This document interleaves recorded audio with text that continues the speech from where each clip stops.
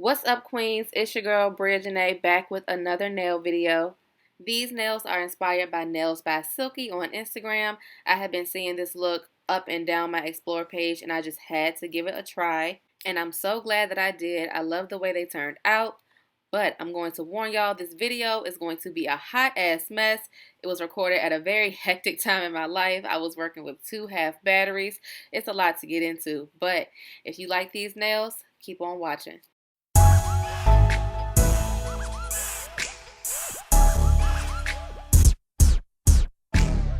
So here are my nails. I had just taken off my last set, I think the night before.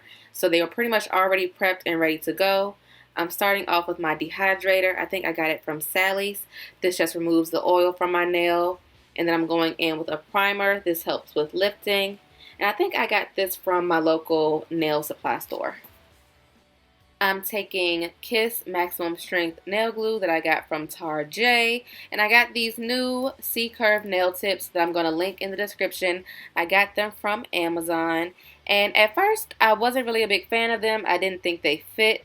But with little working with them, they work just fine. And I love them. They're the perfect length. I went ahead and I fit my nails off camera. But I definitely forgot to etch my nail or remove the shine from it. That just helps the tip stick to your nail so much better. I should have done this before I did my dehydrator and my primer, but no worries. I'm going in with my hand file and my buffing block, and I'm just removing the shine from the very bottom of my nails. I'm not taking it all the way up to my cuticle. This is how the curved nails look up close. These tips are pretty thick and they don't have a well, so right now I'm just taking my eFile and I'm pretty much creating one. I'm thinning out where I think a well should be, and this is going to help with a more seamless application. If the tip is too thick, you might see through it and you'll see that line of demarcation through whatever design you have. Now that those are all set, I'm going to go ahead and glue my nails on.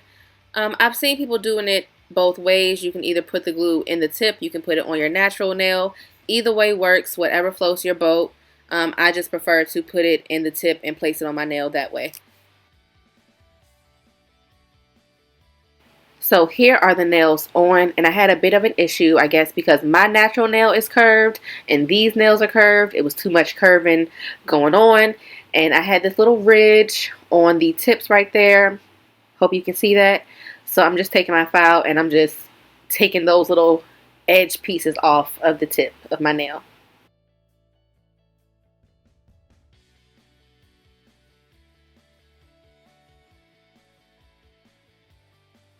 Next, I'm going to go in and file my nails.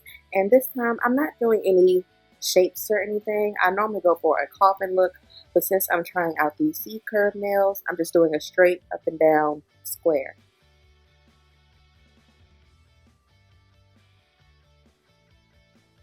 And like I said, these tips were the perfect length for me. So I didn't do too much cutting on my nail. I just filed off the tip where that little point is on all the edges of tips. I don't know why it's there, what it's for, but it's on all of them.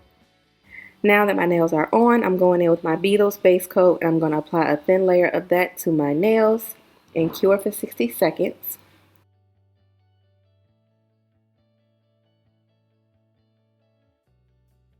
And as always, I follow up with the Beetles nail strengthener just to give me a little extra support on my nails because my natural nail is very thin.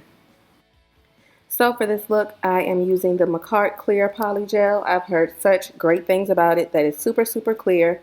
And I'm using a slip solution that I got out of a Model 1's kit. Using this only because I ran out of alcohol and could not find any more in any store. Thank you, Corona. Since the entire nail will be clear, I'm just going to go ahead and lay that on my nail. This poly gel was thicker than any poly gel I've ever used, which at first I thought was a bad thing, but I realized was a great thing. It took a little bit more effort to work it in, of course, but the poly gel stayed where I put it. I didn't have to worry about it flooding my cuticle, moving all over the place, running down my nail. It was awesome.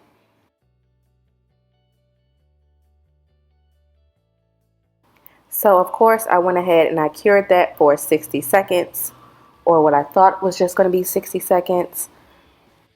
Onto my ring finger. So when I was editing, I realized that pretty much the whole time I was laying the polygel on my ring finger, I was out of frame, so I cut it out. Here is the nail pretty much almost done. I'm about to cure that. Oh, I guess I did cure it, and my camera died, so I'm on to my middle finger. So queens, this is where the hot mess begins. But it's also where all the important information is about the polygel, the things that I had difficulty with, what I would change, what my suggestions are. So just stay tuned, work with me, bear with me. We gonna get there. So I went ahead and I cured my middle finger after laying that on, but I realized that it wasn't as strong as I thought it should be, so I went ahead in with another layer. And queens, like I said, at first I thought the problem was that the polygel was not working with me, but I soon realized it's actually the slip solution. I don't know if Model 1's has too much of something in it or not enough of something else, but it was not working. My nails were not drying. Okay, I lie to you not. I had my nails under the UV lamp for about 20 minutes and my left hand was not completely dry. I was so frustrated. I was ready to throw the whole thing away, cut my nails off and soak them off and just be done. Another thing that I did not like about this slip solution is that although the Makartt polygel was so super clear, the slip solution made it cloudy somehow. Hope you see that. So here is my left hand all done. Here are the nails. You still see lint on them. I can still see lint on them. Like I said, they were not completely dry and they had been under the light for so long. And I just said fuck it and moved on. So at this point, I'm still unaware that the problem is the slip solution. So my idea was to change out which polygel I use. And I use my Beetles Polygel in clear. But when you compare it to the Makartt clear, you see it's not that clear at all. So another road bump. Back to the Makartt we go. So like I said, at this point, I was completely over these nails, but only had 3 nails left to put on. So I kind of sort of saw the finish line. I was keeping on going. I was working with the very bottom of this Model 1's slip solution. And then this happens. So at this point, I'm feeling like all hope is lost. And I go to my slip solution, the very first slip that I got in the very first kit that I got, okay? My handy dandy Beetles solution. And I never used it because when I first started practicing polygel, I had heard a bad review about this lip. So I never touched it. This is my first time using it, and I was so mad at myself after using it because I freaking loved it.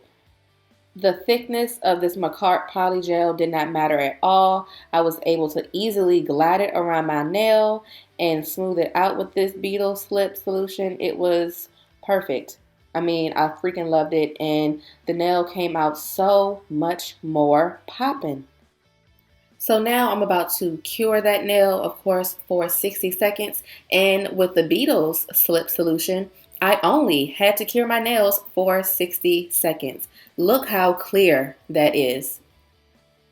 Look at that compared to my other nails. And it was so much stronger. I was like in disbelief. You see me tapping, making sure it's strong. And it was so much stronger than all of those other nails after just 60 seconds. So now onto my index finger, I just put a bead of that polygel on and I'm spreading it out a bit with the Beetles slip solution. And once I get that nice and saturated, I go in with my polygel brush and that's when I tap it in, spread it out, and build up my nail.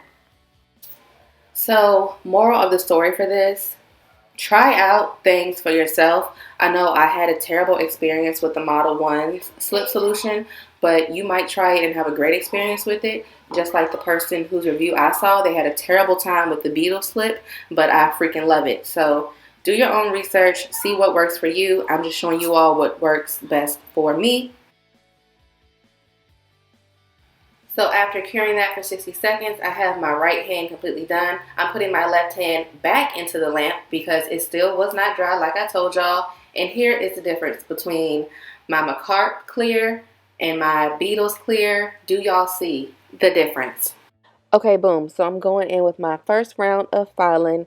Queens, if y'all didn't know, I like to file my nails twice because I try to get the shape as perfect as I possibly can. Like I said, I'm going for just a simple straight square look here.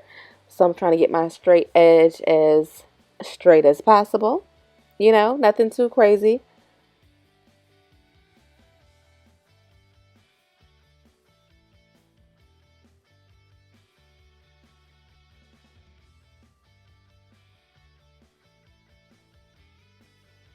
So here are my nails after filing, and I'm going to go in with my dome head ceramic nail bit that I got from Amazon.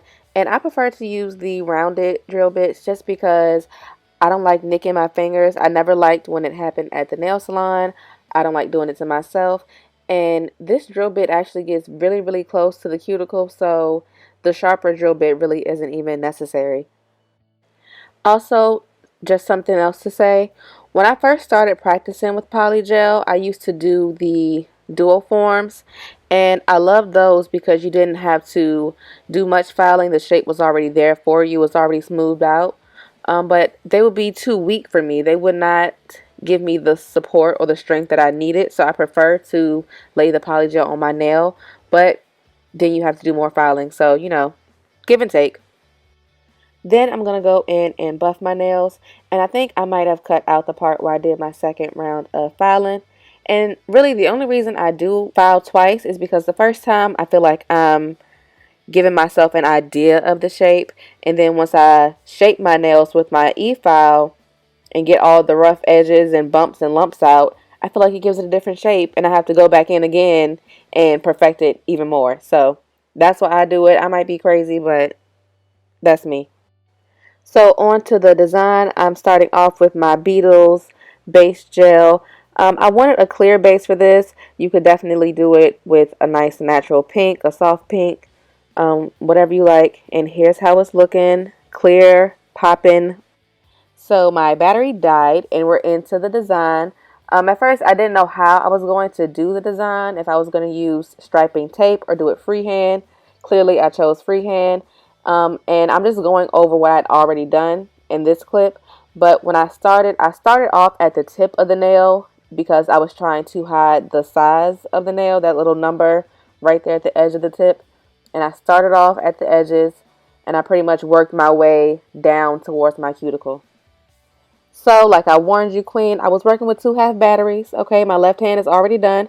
So we're going to jump right into the right hand, which I normally don't do because I'm right-handed. So working with my left hand is sometimes a struggle, but we're going to get into it.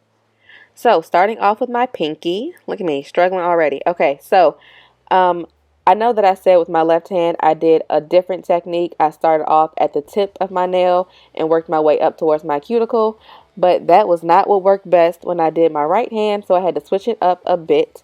Um, Instead, I did diagonal lines going in one direction, and then I met them with other diagonal lines going in the opposite direction to give me the crisscross look.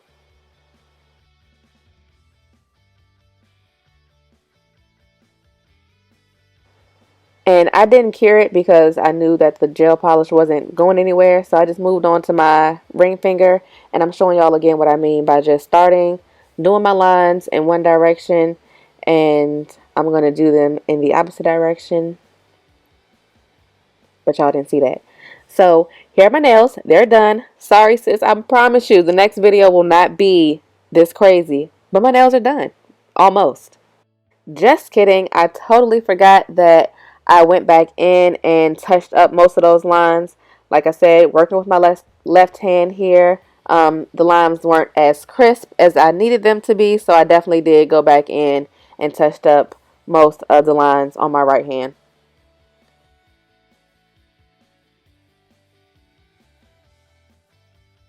And it was definitely a much easier process when I had a guide already there for me.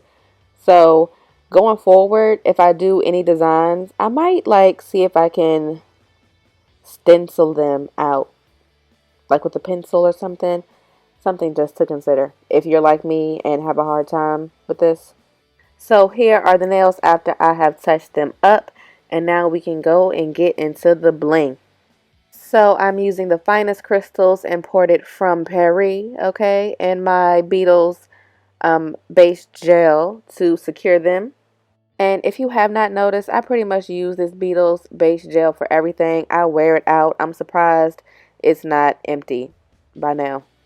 So I use two different size rhinestones, larger ones going down the center where the lines meet, and then I have smaller ones that I put where the outer edges are.